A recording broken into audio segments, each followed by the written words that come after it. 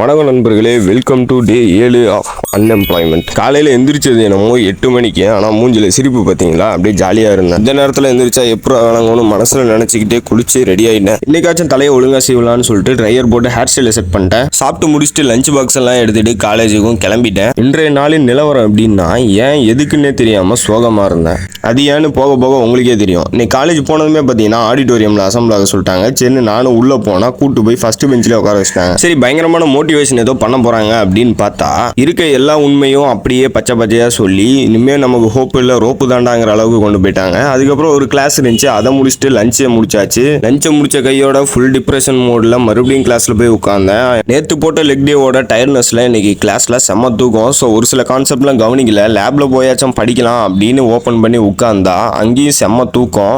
நான் சும்மா அதை படிக்கிறேனே தவிர அது என்ன ஏதுன்னு ஒன்றுமே புரியல. அதனால் அதில் ஒரு டிப்ரெஷனுக்கு போயாச்சு. நீ படித்து கிழிச்சதெல்லாம் போதும், ஷட் டவுன் பண்ணிட்டு கிளம்படா அப்படின்னு மூளை ஒரு பக்கம் சொல்லிச்சு. சரி இதையாச்சும் ஒழுங்காக பண்ணலான்னு ஷட் டவுன் பண்ணி முடிச்சுட்டு ரூமுக்கு கிளம்பிட்டேன். ரூம் போகிறப்ப தேவையில்லாதெல்லாம் யோசிச்சுட்டு ரூமில் போயிட்டு மறுபடியும் பெட்டில் உட்காந்து தேவையில்லாதெல்லாம் யோசிக்க ஆரம்பித்தேன். அதுக்கப்புறம் பார்த்தீங்கன்னா எப்போ தூங்கினே தெரில, நல்லா தூங்கிட்டேன். கண் முழிச்சு பார்த்தா மணி 8. சரி போய் சாப்பிட்லாம் அப்படின்னு சொல்லிட்டு கிளம்பியாச்சு. போகிற வழியில் சாப்பிட்லாமா இல்லை டீ குடிச்சிடலாமான்னு யோசித்தேன். ஆனால் சாப்பிட்டாதான் நாளைக்காச்சும் தெம்பா இருக்க முடியும் அப்படின்னு சொல்லிட்டு 2 பரோட்டா மட்டும் வாங்கி சாப்பிட்டேன். பரோட்டா சாப்பிடவும் கொஞ்சம் ஓகே ஆச்சு. அதுக்கப்புறம் இன்னைக்கு ஜிம்மை வந்து கட் அடிச்சாச்சு. ஏன்னா எனக்கு செம்ம டயர்டு. அப்புறம் என்னோட ரூம்மேட்டு 2 பரோட்டா கேட்டிருந்தான், அவனுக்கும் பார்சலை வாங்கிட்டு கிளம்பிட்டேன். இன்னைக்கு பயணம் பார்த்தீங்கன்னா பார்சலோட தான். சரி போகிற வழியில் ஒரு டீ குடிக்கலாம் அப்படின்னு சொல்லிட்டு ஒரு டீயும் வாங்கி தனியாகவே உட்காந்து குடிச்சிட்டேன். இன்னைக்கு எந்த வேலை பண்ணாலும் ஒழுங்காக பண்ண முடியாது அப்படின்னு சொல்லிட்டு ரூமுக்கு கிளம்பிட்டேன். போனதும் வேலையாக நான் பண்ணது பெட்டில் போய் படுத்து தூங்கலாம் அப்படின்னு முடிவு பண்ணது தான். நாளைக்கு வீடியோவில் பார்ப்போம். பை.